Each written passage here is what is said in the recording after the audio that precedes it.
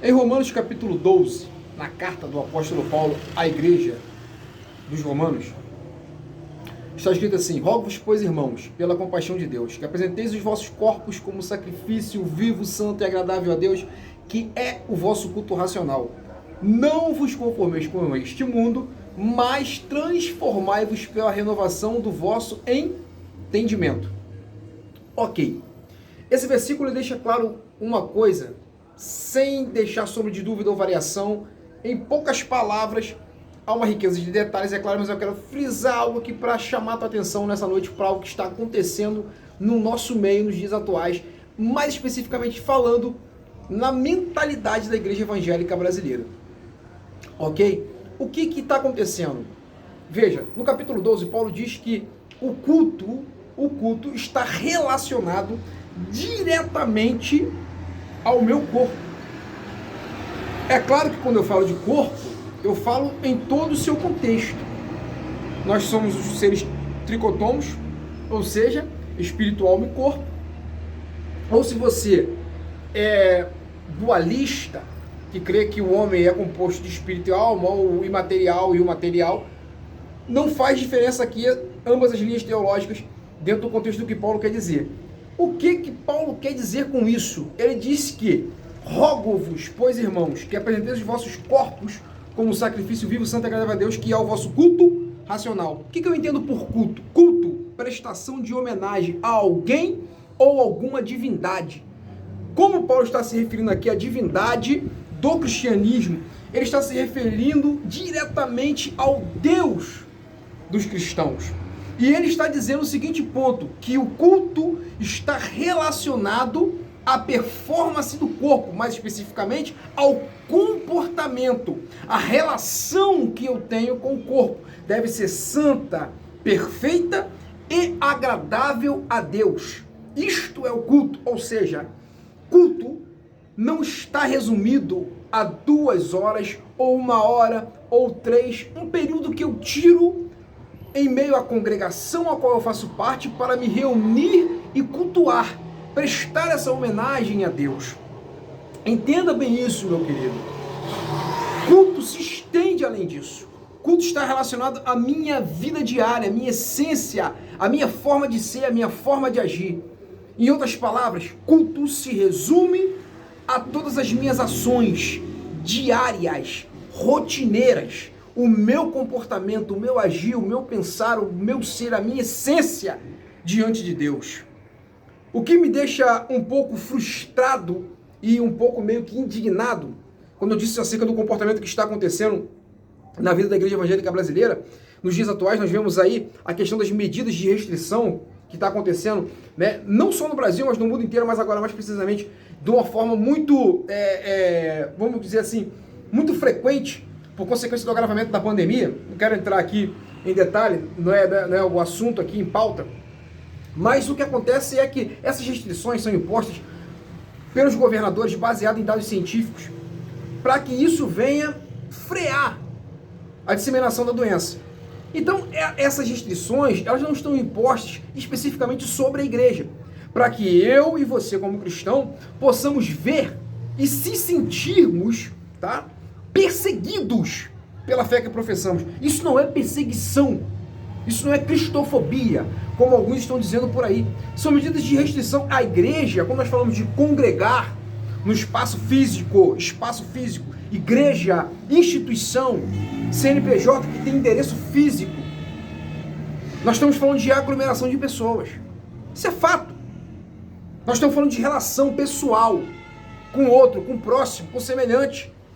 Entre irmãos. Não tem diferença entre um jogo no Maracanã, um jogo em qualquer estádio nesse país, ou uma casa de show aberta, ou uma boate, ou um restaurante, ou... Como instituição não há diferença. Vai aglomerar do mesmo jeito. Essa é a questão. Não é perseguição. Não é cristofobia. A Constituição vigente ainda é de 1988. A Constituinte, ela dá liberdade religiosa. Ela nos garante isso por lei. Ela nos dá liberdade de expressão. Ou seja, meu querido, não existe uma restrição de culto.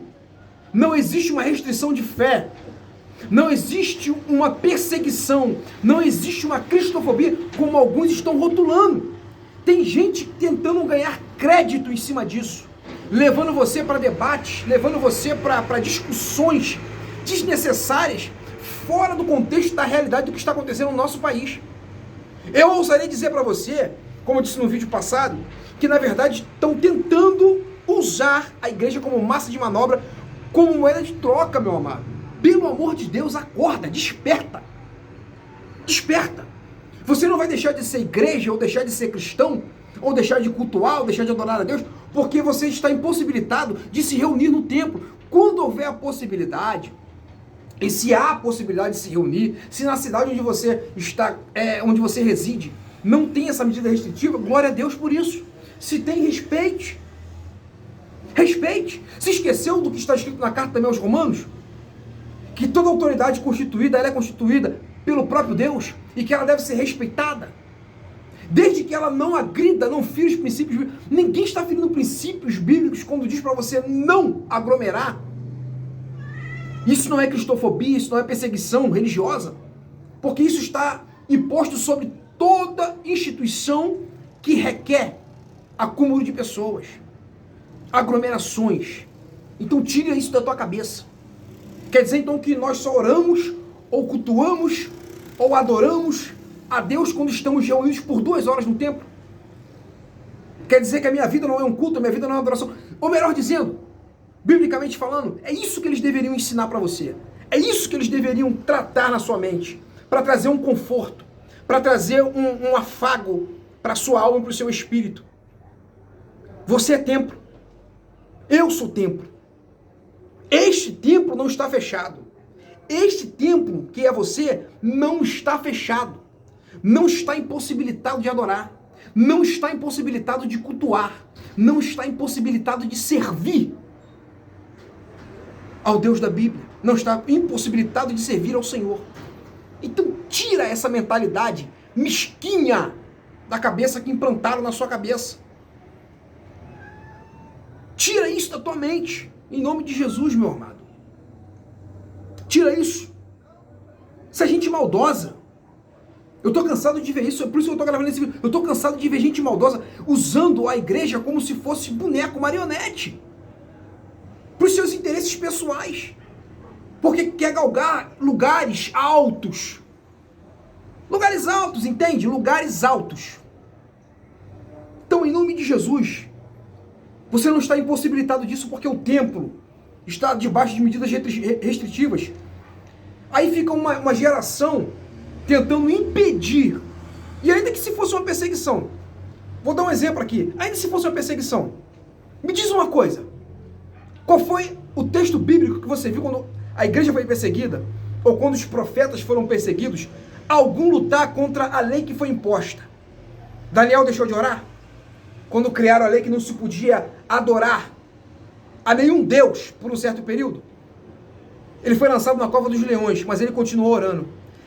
Sadraque, Mesaque e Abednego se inclinaram diante da imagem quando a trombeta tocou? Não. Permaneceram de pé, adorando a Deus, e eles disseram, se Deus quiser, Ele pode nos livrar da fornalha. E se não livrar, se Deus quiser. Porque se não livrasse, a postura deles seria a mesma, iriam para a fornalha, morreriam, mas manteriam a sua fé. Ou será que nós estamos com medo de sofrer perseguições e queremos cultuar e adorar a Deus e servi-lo no conforto da nossa vida? Tranquilos e calmos. Pense e reflita sobre isso, no que eu estou falando para você. Fica aí o alerta, em nome de Jesus. Muito obrigado pela sua